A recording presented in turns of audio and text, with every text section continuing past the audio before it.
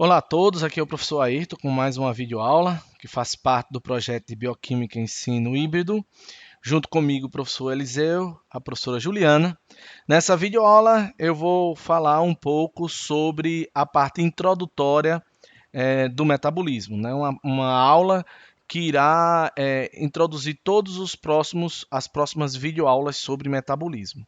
Então, os pontos serão: nós iremos falar um pouco sobre os conceitos e tipos de metabolismo, vamos falar um pouco sobre ATP e reações acopladas, vamos falar sobre as vias metabólicas, vamos falar sobre apenas uma noção, literalmente uma noçãozinha de regulação metabólica, e vamos falar um pouco sobre redox. Então vejam que nós temos vários pontos para essa videoaula, que vai tornar um pouco extensa.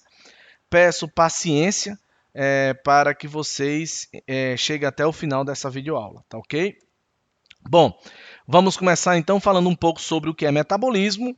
A própria palavra já nos indica o que vem a ser metabolismo. A meta significa integrar, bolismo significa processo. Então, metabolismo constitui processos integrados em que nada mais é do que transformações químicas, ou seja, opa, foi mal, deixa eu voltar aqui, colocar a caneta, ou seja, transformações químicas, tá certo? Em outras palavras, reações químicas integradas. Então, esse processo aqui, nada mais é do que reações. Reações integradas através de vias bioquímicas no interior da célula, no interior do organismo. Então, isso é que é metabolismo. Então, vocês têm que entender que metabolismo parte principalmente dessa premissa, que é qual? De integração, que as reações químicas elas estão integradas. Vejam só, por que estudar metabolismo? Várias razões torna importante a gente estudar metabolismo. A primeira, que ela é essencial para a manutenção da vida, né? As principais formas, das mais simples às mais complexas, possuem metabolismo como, para a manutenção da vida. É importante estudar metabolismo porque existem alguns distúrbios, algumas síndromes metabólicas congênitas, que são alterações no processo metabólico que causam problemas à saúde. Temos doenças metabólicas, como, por exemplo, a obesidade e diabetes. Nós temos tratamentos que podem ter como alvo enzimas envolvidas no metabolismo. Tá? Então, é importante a gente estudar o metabolismo exatamente para compreender essas questões da saúde. Além disso, na bioengenharia, quando a gente domina um processo metabólico, a gente acaba tornando esse processo para a bioengenharia um processo de produção eficiente de bioprodutos. Então, estudar metabolismo, o porquê e o para quê, né? Essas são as razões. Mas quais são os principais processos metabólicos? Eu já sei o que é metabolismo, já entendi o porquê e para quê, mas quais são eles? Basicamente, são dois processos metabólicos e os dois são antagônicos, ou seja, se você souber um, você vai saber o outro. Veja bem, o primeiro processo é os processos catabólicos e o outro processo é o processo anabólico. Eles são antagônicos, coloquei aí uma ideia de azul e vermelho para dar esse sentido. Então, vejam só, os processos catabólicos constituem o quê? Quebras. Eu vou quebrar macromoléculas em moléculas mais simples, tá? A palavra catálise dá exatamente essa ideia de quebra. E geralmente é um processo de quê? De oxidação. Lá na frente eu vou falar um pouquinho mais sobre o que é oxidação e sobre o que é redução. Então, se o processo catabólico constitui uma quebra, numa catálise e numa oxidação, e se o processo catabólico é antagônico do anabólico, para o vídeo agora e tente imaginar quais são as características do anabólico. Bom, para você que tentou imaginar as características do anabólico, vamos lá. É só imaginar o processo inverso. Se um é a quebra, o outro é o quê? É a síntese, tá certo? De moléculas simples em macromoléculas, tá? em moléculas mais complexas. É um processo de quebra? Não, é um processo de construção. E ao invés de ser uma oxidação, ela é o quê? Uma redução. Então, esses processos metabólicos, eles são antagônicos. Mas eu faço uma pergunta para vocês. Esses processos catabólicos e anabólicos, eles estão isolados na célula? Como é que eles estão? Gente, no início da aula eu falei para você, metabolismo implica em integração. Então, os processos catabólicos e anabólicos, eles estão integrados dentro do organismo. Então, isso implica dizer que se eu tenho um catabolismo, de uma certa forma, ele está encaixado em um anabolismo. E o anabolismo está encaixado em um catabolismo. Então, eu fiz aqui essa figura para tentar resumir todo esse contexto. Lembre-se, o anabolismo pega moléculas simples e transforma em macromoléculas. O processo anabólico é um processo de redução. Já o processo catabólico transforma as macromoléculas em moléculas mais simples e é um processo oxidativo. Então, isso implica dizer que, se o catabolismo está integrado ao anabolismo, as reações de oxidação e as reações de redução também estão integradas dentro do nosso organismo. Lembrem-se, as reações anabólicas tendem a absorver energia, porque é um processo de síntese, e o catabolismo tende a liberar energia, por ser um processo de quebra. São exemplos de processos anabólicos, como, por exemplo, a fotossíntese, tá certo? E a replicação, a síntese de DNA, a produção de DNA. São processos catabólicos os processos de respiração e fermentação. Mas a grande pergunta que eu quero fazer agora para vocês é: será que essa energia, já que o catabolismo está integrado ao anabolismo, será se essa energia poderia ser reutilizada no processo anabólico? Vamos ver aqui nesse outro slide. O que eu quero dizer é isso. Imagine, então, que eu tenho nesse frasco A aqui, ó, nesse frasco A, eu tenho as substâncias A e B, e daqui para cá, ó, o que é que eu tenho? No frasco B, eu tenho um anabolismo, porque eu sintetizei, eu combinei, eu construí a substância AB, que antes elas estavam o quê? Isoladas. Isso implica dizer que o processo inverso, antagônico, seria o quê? O catabolismo, que implicaria na quebra.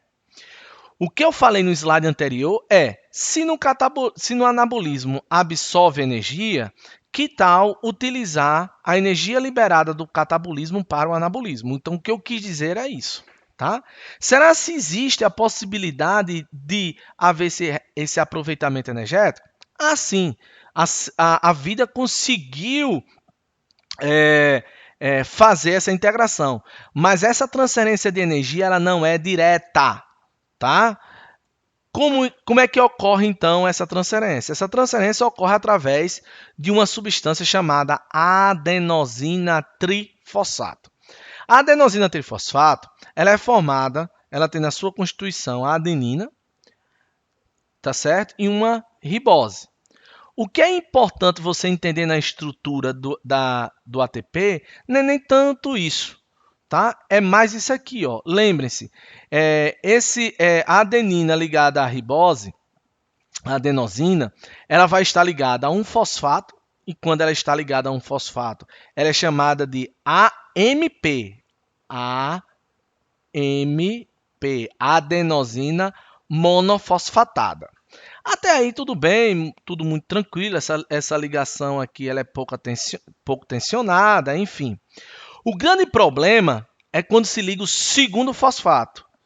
Tá? No segundo fosfato, que ele passa a se chamar ADP, adenosina difosfato, nós temos um processo de uma tendência à repulsão, ou seja, eu tenho um fosfato negativo aqui, eu tenho outro fosfato negativo aqui, a tendência é deles se repulsarem.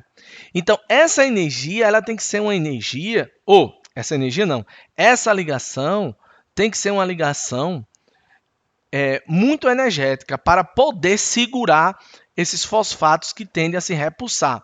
É por isso que eu coloquei essa ligação na forma de uma mola. né? Porque ele tende a repulsar. Então, essa ligação ela se torna estável quando... quando eu coloco energia aí. Então, imagine agora eu quero que você imagine uma adenosina trifosfato. Ou seja, gente, a tendência de repulsão agora é muito grande, porque agora eu tenho três camaradas aí negativos, tá certo? Tentando se repulsar, e eu tenho aí duas ligações tentando mantê-los unidos, tá? Então, no ATP, o que acontece? Eu tenho energia nessa ligação, para manter esses dois fosfatos ligados, tá? Estabilizado essa ligação entre eles. E eu tenho energia nessa outra ligação. Observem que eu fiz questão de colocar que na figura que essa energia ela é um pouco maior, tá? Que ela é um pouco maior. E por que ela é um pouco maior? Exatamente porque a tendência de repulsão aí já é maior. Eu preciso de mais energia porque esse fosfato aqui está querendo se repulsar desse conjunto de dois. Então, eu vou precisar de mais energia para mantê-lo aí, para mantê-lo ligado, tá? Lembrem-se, vou falar uma coisa importante aqui. Não existe apenas o ATP como composto fosfatado no interior da célula, né? Na realidade, fosfatar moléculas dentro da célula é uma estratégia que a vida encontrou para manter ou reter esses compostos no interior da célula. Né? Por quê? Porque eles fosfatados, eles são mais difíceis para sair da célula. Então, foi uma estratégia. Então, existem vários compostos fosfatados na célula. E energeticamente falando, eu tenho compostos menos fosfatados e eu tenho compostos mais fosfatados. Mas, de uma certa maneira, a célula escolheu o ATP. A célula que eu digo, a vida, escolheu o ATP como sendo a substância que irá fazer essa transferência. Existem alguns motivos para isso. Gostaria que vocês pesquisassem, que nós vamos tentar responder isso na aula presencial, tá ok? Pois bem, então aqui eu tenho um ATP, então lembrem-se do processo. Para eu sintetizar ATP, o que acontece? Eu armazeno energia. Mas quando ocorre o catabolismo do ATP, exatamente por um processo de hidrólise, o que é que acontece? Eu vou ver a liberação de energia. A energia que antes estava aqui tentando manter essa ligação unida, ela é liberada.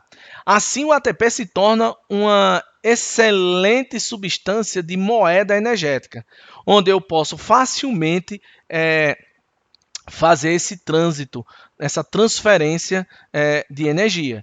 Então, na hora que eu quebro o ATP, eu libero energia, e na hora que eu sintetizo o ATP, eu armazeno energia nessa ligação. Assim, eu tenho um processo de reações acopladas. Como eu disse, se o metabolismo implica em integração das vias das reações, se o catabolismo está integrado ao anabolismo, espera-se que a energia seja transferida do catabolismo para o anabolismo. Mas essa transferência, eu disse a vocês, ela não é direta, ela é indireta. Acoplada ao quê? Ao processo de síntese e quebra do ATP. Observem só, no catabolismo eu tenho a liberação de energia. Essa energia agora vai ser utilizada para transformar o ADP mais PI. O que é PI? É aquele fosfato inorgânico que não está ligado, está solto lá no ambiente químico da célula. Então, ele vai agora se ligar ao ATP, mas lembrem-se, para esse fosfato se ligar a esse ATP, ele tem uma tendência de repulsão muito grande. Então, o que é que eu vou colocar lá dentro? Eu vou colocar energia. Quando eu coloco energia, eu transformo ele em quê? Em ATP. Aí agora, esse ATP, ele pode se movimentar dentro da célula, ou seja, o catabolismo está acontecendo em uma região da célula e o anabolismo em outra. Né?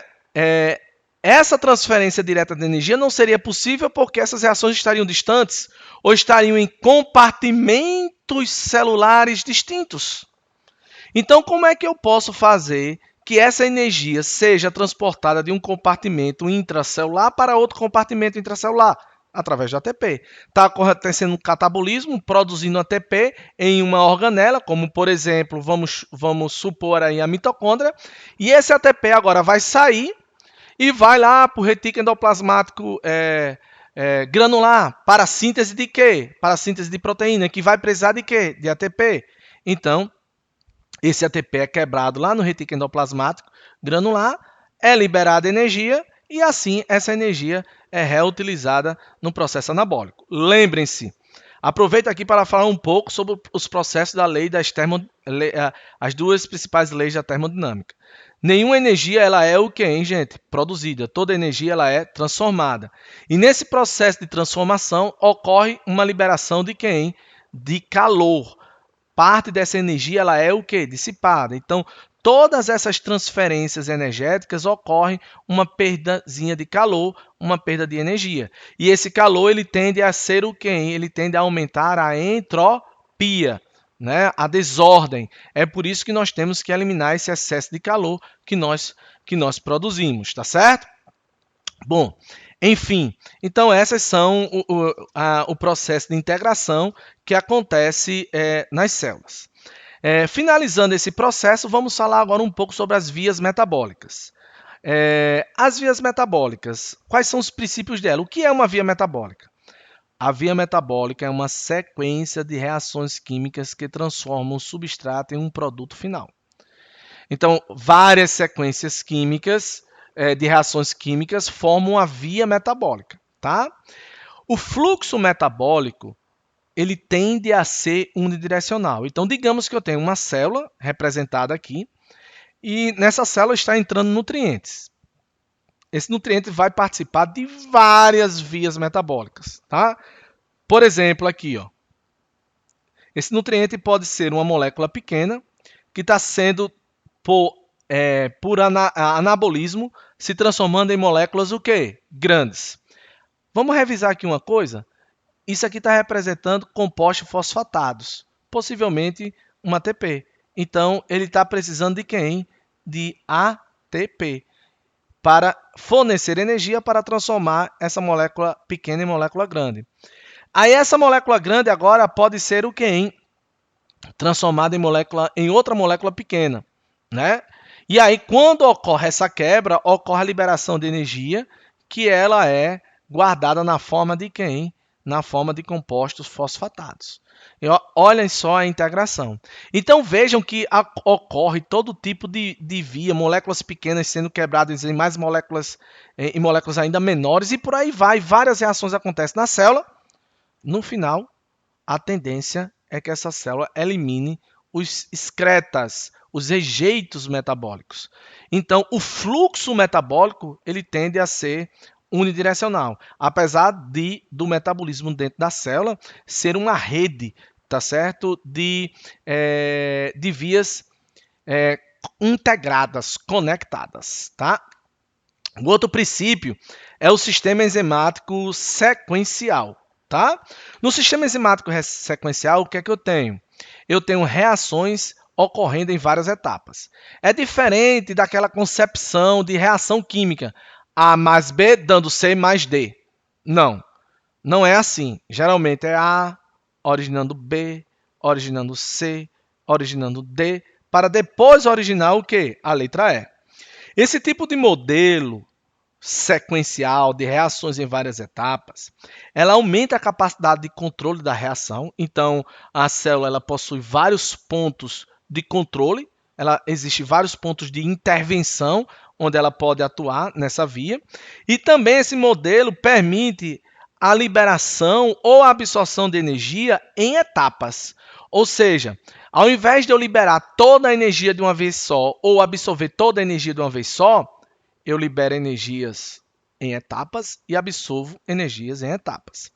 Então, numa reação, num sistema enzimático sequencial, nós temos alguns componentes e estruturas que vocês precisam conhecer. Primeiro, eu tenho um reagente, tenho um produto e tenho essas substâncias que são chamadas de metabólicos ou intermediários, que são compostos temporários num processo químico geral, tá certo? Eles não são compostos definitivos, são intermediários, metabólitos ou temporários que são formados ao longo do processo, tá ok?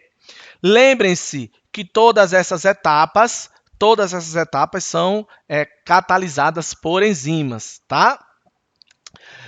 Um outro princípio é a tendência irreversível que as vias metabólicas possuem, apesar de eles terem pontos reversíveis.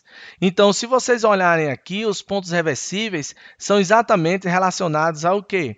Aos metabólitos ou intermediários. Observem aqui, as reações iniciais e as finais, elas tendem a ser irreversíveis, enquanto que as intermediárias tendem a ser reversíveis, e um ponto para o outro, tá?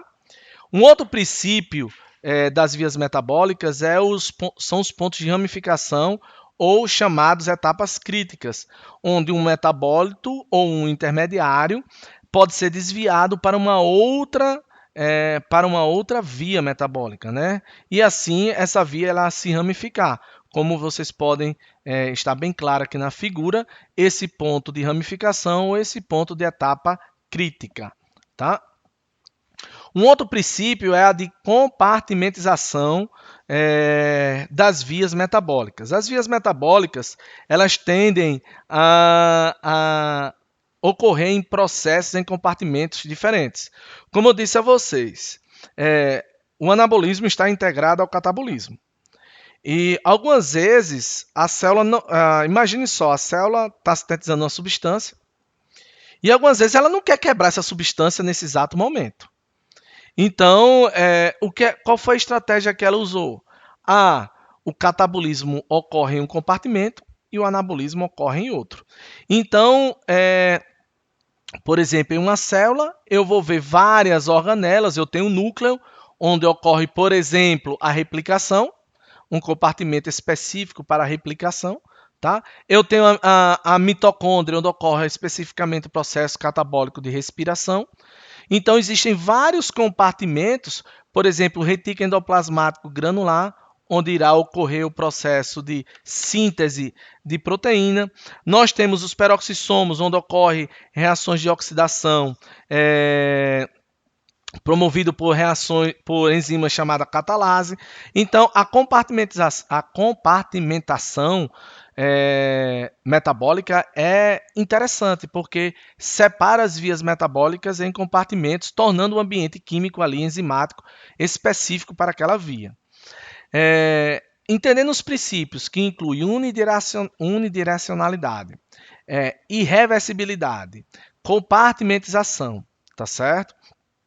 E a ramificação, nós encontramos basicamente 3 tipos de padrões de vias metabólicas. O padrão linear, vocês vão ver bem quando for na aula de via glicolítica, e o padrão circular, como por exemplo o padrão de cíclico, do ciclo de Krebs. E um padrão ramificado, que pode ser se ramificar de um cíclico para um linear, ou um linear para outro linear, e por aí vai. Tá? O ramificado se caracteriza pelos pontos de ramificação ou pelos pontos chamados de pontos críticos ou pontos cruzados ou junções de chaves. Enfim, tem vários nomes para esses pontos de ramificação. Tá? Bom, agora a gente já sabe o que é metabolismo, já sabe para que serve, já sabe os princípios das vias metabólicas. Vamos agora ter um pouquinho sobre noções de regulação metabólica. Sem regulação, a sensação que eu tenho para o metabolismo na célula é que se não houver isso, o trânsito vira um caos. Imagine o trânsito como sendo os metabólitos ou as substâncias intermediárias. Então a célula tem um processo refinado de controle para que isso não torne um caos, tá? Não entre em colapso. Então, quais são as formas de regulação? São basicamente 4: modulação, tá? Que eu vou explicar mais detalhadamente. Mas existe a atividade enzimática, onde você pode ativar ou inibir a enzima através de moduladores ou efetores alostéricos, ou seja, eu ligo uma substância que torna essa enzima ativa, ou por modificações covalentes na enzima, eu fosfato a enzima, eu faço uma glicolização na enzima, tornando ela ativa, ou seja, eu modifico a enzima para torná-la ativa ou inativa. Eu tenho a disponibilidade enzimática, né? Que significa o quê? Se eu tenho enzima, eu tenho processo metabólico. Então, algumas vezes a célula degrada aquela enzima, destrói aquela enzima para que aquela via não aconteça. Algumas vezes a célula aumenta a síntese dessa enzima para aumentar como é que se diz? Aumentar a via metabólica e por aí vai. E por fim, a outra forma é a forma de organização celular, que ela não é muito explorada, mas que aqui tem um erro de concepção muito comum nos alunos, que os alunos pensam que a organização celular de todas as células, ela é fixa e imutável, ou seja, se a célula tem aquela organização celular, ela vai morrer com aquela. E algumas vezes não. Algumas vezes uma célula ela é sinalizada e quando ela é sinalizada, alguns compartimentos diminuem de frequência, outros aumentam. E a diminuição ou aumento de um compartimento no interior da célula significa o quê, gente?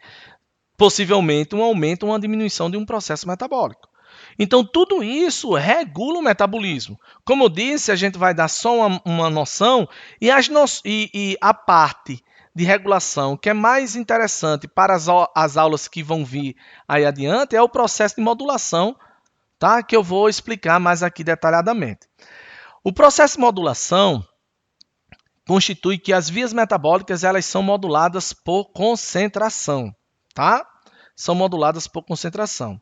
Aqui talvez esteja um pouco escuro, mas o que é que a gente está vendo? A gente está vendo A dando B, dando C, dando D e dando E. Aí o que acontece, hein? Se eu aumentar, por exemplo, o A, eu vou aumentar o produto final, que é o E. Se eu diminuir o A, eu vou diminuir o E. Então, isso é um processo de modulação. Tá? É um processo de modulação. Uma outra situação é, se eu aumentar E e de repente eu retirar o D completamente da célula, o que é que vai acontecer com E? Vai diminuir, mesmo eu aumentando o A. Tá? Então, os substratos, os reagentes, os intermediários, a concentração deles irá modular o produto final.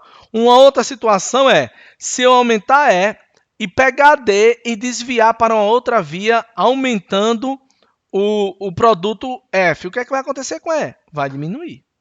Então, lembrem-se, essa concentração ela é determinada por um processo de aporte, transporte ou excreção. O que seria aporte? Ou seja, a célula está aumentando um determinado composto. Eu quero aumentar aquela via metabólica, então eu vou aumentar aquele intermediário, eu vou aumentar aquele reagente, eu vou pegar e colocar aquela substância. Tá? Se eu quero diminuir, então eu vou excretar aquele metabólito, ou então eu vou excretar aquele reagente para diminuir aquela via metabólica. Ou então eu vou transportar, né, essa substância de um compartimento para outro. E transportando essa substância desse compartimento para outro, eu diminuo a via metabólica nesse compartimento e aumento a via metabólica em outro compartimento. Então, esse é um método de modulação por concentração. Mas existe também a modulação feita por atividade enzimática, que é aquela onde eu interfiro na atividade da enzima. Eu modulo ela em ação direta na enzima. E aí existem basicamente dois tipos. A de retroalimentação, né, onde o que acontece? O produto final, tá, ele modula, pode ser modulado, pode modular a própria via, desculpa, o produto final pode modular a própria via. Então, como é que seria isso? Por exemplo, eu tenho muito E, e essa alta concentração de E modula, inibe a enzima E1, que é a enzima que está convertendo A em B. E aí, inibindo E1, vai diminuir B, que vai diminuir C, que vai diminuir D, que vai diminuir o quê? E. Então, é um processo conhecido como feedback negativo. Mas existe também, pode acontecer, do produto final modular positivamente o processo. Ou seja, eu estou aumentando e quanto mais aumenta o E, mais ele estimula a enzima 2, que vai tornar aumentar a produção de C, que vai aumentar a produção de D, que vai aumentar a produção de E. Lembre-se que isso aqui é um caso hipotético, né? Aqui é um processo que eu estou usando a mesma via para exemplificar dois processos de feedback ou de retroalimentação positiva e negativa, tá? No entanto, existe o processo de modulação da atividade enzimática por realimentação, tá? Por realimentação. Esse processo de realimentação significa o quê? Que a atividade das enzimas finais são moduladas por metabólitos iniciais. Então, é o contrário. Eu tenho esse metabólito aqui, que modula, nesse caso, positivamente, tá certo? Essa enzima. Então, nesse caso, é conhecido como feed forward, que nada mais é do que ativação por realimentação. Ou seja, o metabólito inicial vai estimular a enzima que está lá na frente na via metabólica. Isso vai ser muito importante, tanto que eu coloquei aqui para que vocês parem o vídeo agora e tentem classificar, tá certo? Quem é aí, no caso, uma retroalimentação positiva, quem é uma retroalimentação negativa, quem é um processo de realimentação, tá ok? Bom, o que aconteceu? Você já parou? E agora eu vou responder. A minha ideia aqui, eu coloquei as setas em vermelho para mostrar, por exemplo, um processo de retroalimentação negativa, ou seja, eu tenho baixa concentração dos produtos finais que estão atuando na enzima anterior, tá certo? Para diminuir a sua produção. Aqui em azul eu coloquei um processo de retroalimentação positiva, onde eu tenho o produto final HI em baixa concentração e ele está modulando positivamente a enzima anterior para aumentar a sua produção. E aqui entre B e C eu tenho um processo de quê? De realimentação positiva, onde o aumento da concentração de B, tá certo? Está modulando positivamente o aumento da concentração de E. Tá ok, gente? Bom, agora a gente já sabe o que é metabolismo, né? Já entendemos as reações acopladas de integração de catabolismo e anabolismo que acontece através da transferência de energia do ATP.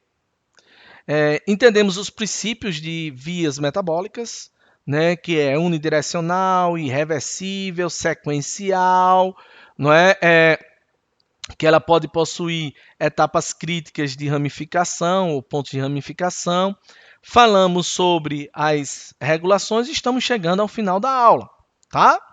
O que falta agora é exatamente a gente falar um pouco sobre redox, que será também importante para as próximas aulas que nós vamos ver as vias metabólicas. Então lembre-se, uma reação de redox, ela se caracteriza por uma reação de transferência de elétrons entre substâncias. Processos oxidativos, por exemplo, significam processos de perda de elétron, enquanto que processos de redução significam processos de quem? De ganho de elétron. Mas a gente chama de redox quando essas reações elas estão o quê? Integradas. Quando elas estão integradas, ou seja, quando ocorre uma oxidação, está ocorrendo junto, acoplado a ela, um processo de redução. Dá-se o nome disso de um processo de redox. Então, nas células, o que acontece é o que essa figura está mostrando. Tá certo? O que é que eu tenho aqui? Olha só, eu tenho uma substância altamente eletronegativa, tornando-se uma substância menos eletronegativa. Isso significa que ela perdeu o quê? Elétrons. Então, aqui aconteceu um processo de oxidação. Mas para onde foi esses elétrons? Esses elétrons foi exatamente para um processo de redução. Por quê? Porque nas células um processo de oxidação está integrado a um processo de redução. Então, na redução, o que é que eu vou ver? Eu vou ver uma substância pouco eletronegativa se tornando quem? Muito eletronegativa. Então, na reação de redoxo, ocorre uma transferência de elétrons de uma substância muito eletronegativa para uma substância pouco eletronegativa. Essa substância que está perdendo o elétron vai se oxidar e essa substância que está recebendo o elétron, ela vai sofrer um processo de redução. Tá? Então, imaginem isso na célula. Então, por exemplo, os nutrientes, os compostos alimentares que está presente no nosso dia a dia, eles serão oxidados para, se é oxidado é catálise, cataboliza é cataboliza, libera energia, libera ATP, que será utilizado para as diversas funções do nosso corpo, como atividade física. Mas lembrem-se, acoplado a essa oxidação está acontecendo uma redução. Algum composto está reduzindo.